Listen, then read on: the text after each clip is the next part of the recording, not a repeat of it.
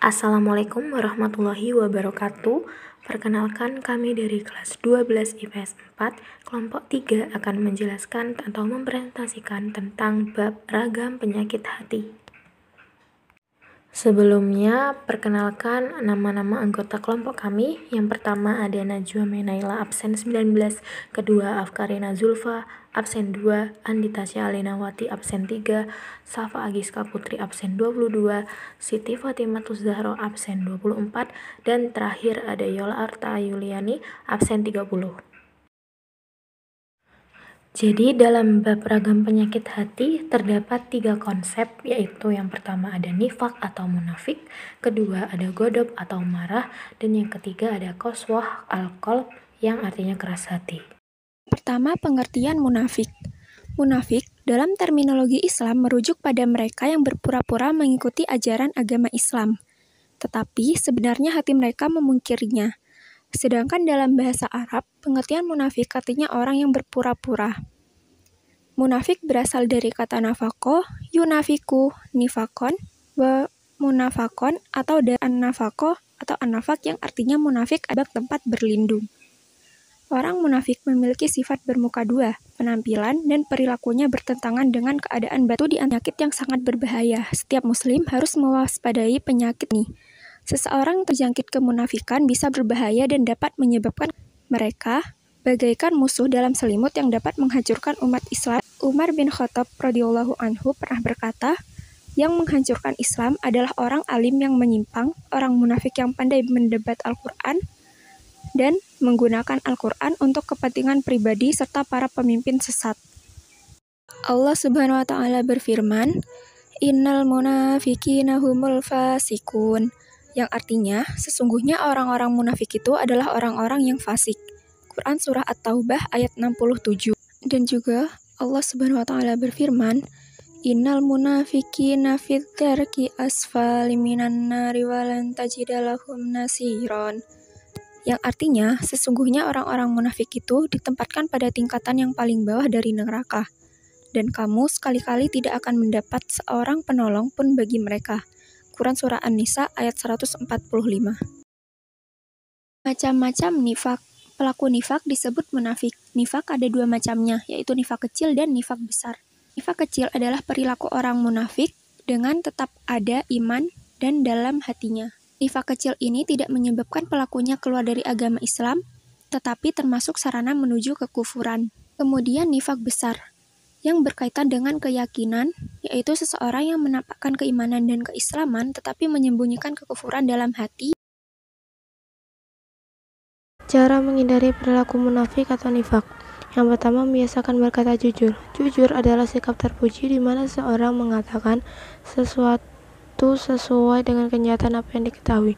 Allah Subhanahu wa Ta'ala berfirman, Ya ayyuhallazina amanu taqullaha wa kunu ma'as shadiqin, yang artinya, hai orang-orang yang beriman, bertakwalah kalian kepada Allah dan jadilah kalian beserta orang-orang yang jujur atau benar. Quran surat At-Taubah ayat 119.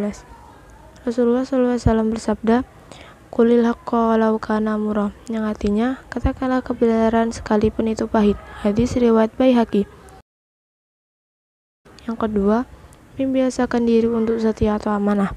Setia atau amanah adalah sikap terpuji di mana seseorang berpegang teguh pada janji, pendirian, dan kepercayaan. Allah Subhanahu wa Ta'ala berfirman, Ya ayyuhallazina amanu la takhunullaha wa rasulahu wa takhunu amanatikum wa antum ta'lamun, yang artinya, hai orang-orang yang beriman, janganlah kamu mengkhianati Allah dan Rasul Muhammad, dan juga janganlah kamu mengkhianati amanat-amanat yang dipercayakan kepadamu, sedang kamu mengetahui. Quran surat Al-Anfal ayat 27. Rasulullah SAW bersabda, La imana la min la amanata lahu waladina liman la abada lahu, yang artinya tidak ada iman bagi orang yang tidak amanah dan tidak ada agama bagi yang tidak memegang janji. Hadis riwayat Ahmad. Pengertian marah atau godob. Kata godob berasal dari kata godiba yakdawu, berarti marah, mengamuk, murka, berang, gusar, jengkel, dan naik pitam. Kata godob secara istilah adalah sikap tercela di mana gejolak darah dalam diri seseorang meningkat karena tidak senang pada perlakuan tidak pantas. Ghadab merupakan fitrah manusia. Oleh karena itu, sikap ini haruslah dikendalikan, bahkan diredam. Allah Subhanahu wa taala berfirman pada Quran surat Ali Imran ayat 133 sampai 134 yang artinya yaitu orang yang menginfakkan hartanya di waktu lapang atau susah dan orang-orang yang menahan amarah dan bersikap pemaaf kepada manusia, dan Allah mencintai orang-orang yang berbuat baik. Dampak negatif perilaku marah atau godop. Jika seseorang marah dan tidak berusaha untuk mengendalikan akan menyebabkan keburukan. Berikut ini adalah keburukan yang dapat timbul karena sikap marah. A. Keputusan dan tindakan yang diambil tidak bijaksana. Maka dari itu, mengapa kita saat marah dilarang untuk mengambil keputusan? Karena kita bisa kecewa terhadap keputusan yang kita ambil saat marah. B. Retak dan putusnya hubungan persaudaraan antar manusia. Jika kita marah, maka membuat orang yang berbicara atau yang melihat kita itu akan tidak senang, dan itu akan menimbulkan adanya pertengkaran. Maka dari itu bisa memutuskan hubungan persaudaraan antar manusia. Yang ketiga atau yang C, membahayakan kesehatan tubuh karena tekanan darah tinggi yang meningkat menyebabkan sakit kepala dan beresiko menyebabkan serangan jantung. Jadi kalau kita sering marah, itu akan berdampak negatif pada tubuh kita. Lalu dalam Al-Quran, sikap marah dapat menimbulkan beberapa dampak negatif, yaitu 1. Menemui banyak kesulitan sehingga menyesal, seperti yang terdapat pada Al-Quran surat Al-Anbiya ayat 78 yang berbunyi, wa Dawud wa Sulaimana idza yahkumani fil harsi idza nafasat fihi anamul qaumi wa kunna li hukmihim syahidin.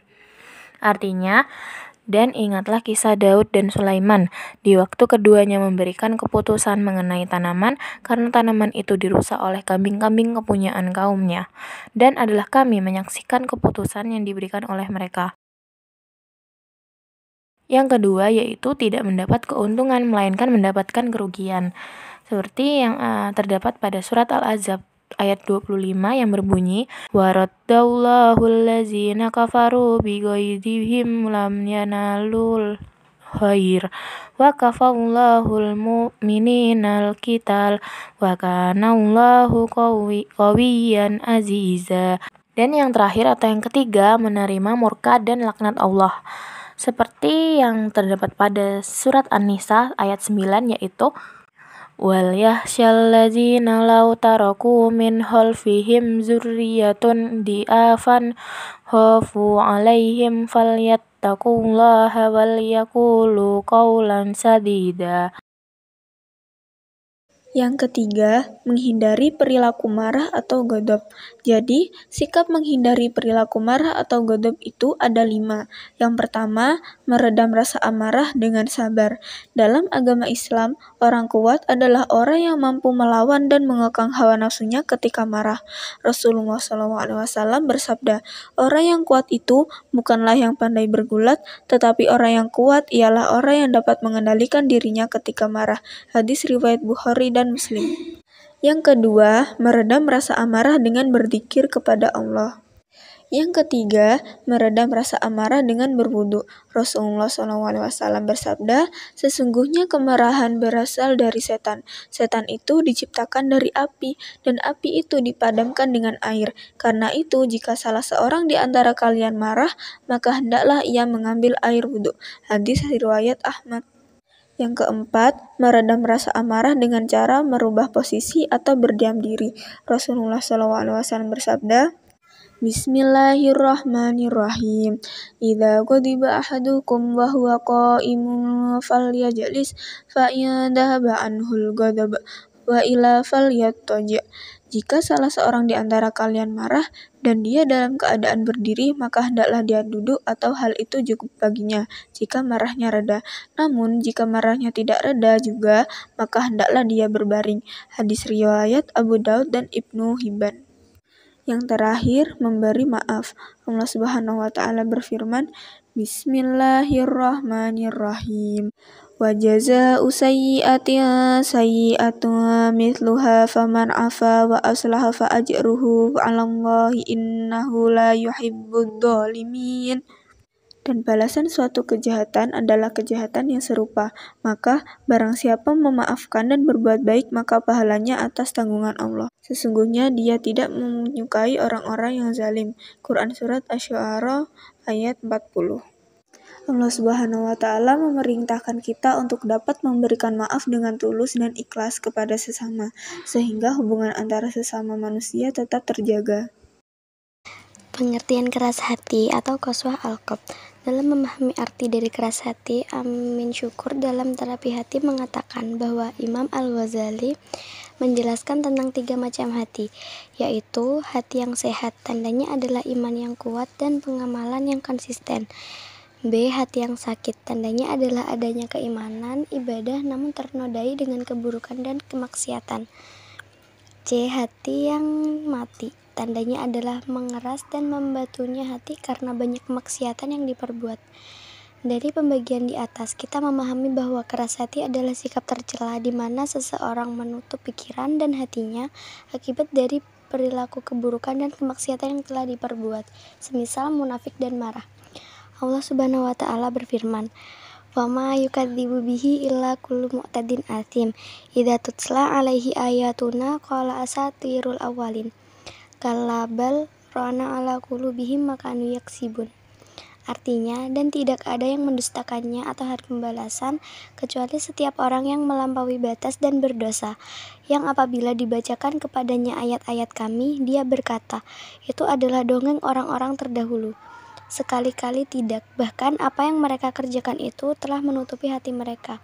Kisah Al-Mutaffifin surat 83 ayat 12-14. Cara menghindari keras hati. Untuk menghindarkan diri dari kerasnya hati, maka kita dapat melakukan beberapa hal yang telah dikatakan oleh Imam Al-Qushairi yang dinukilkan dari Syekh Ibrahim Al-Kawas, yaitu 1.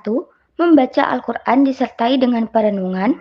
2. Mengatur pola makan agar perut tidak kenyang. 3. Bangun malam. 4. Merendahkan diri di hadapan Allah pada akhir malam. 5. Bergaul dengan orang-orang saleh. 6. Berempati kepada orang lain. Rasulullah Shallallahu Alaihi Wasallam bersabda, "Jika kamu ingin melunakkan hatimu, maka berilah makan orang-orang miskin dan usaplah kepala anak yatim." Hadis riwayat Al-Hakim. Dan barang siapa yang mengusap kepala anak yatim laki-laki atau perempuan hanya karena Allah, baginya setiap rambut yang diusap dengan tangannya itu mengalirkan banyak kebaikan. Dan barang siapa berbuat baik kepada anak yatim perempuan atau laki-laki yang dia asuh, aku bersama dia di surga seperti ini. Nabi menyejajarkan 2 jarinya. Hadis riwayat Al-Hakim. Sekian presentasi yang dapat kita sampaikan. Kurang lebihnya mohon maaf apabila ada kesalahan kata. Wassalamualaikum warahmatullahi wabarakatuh.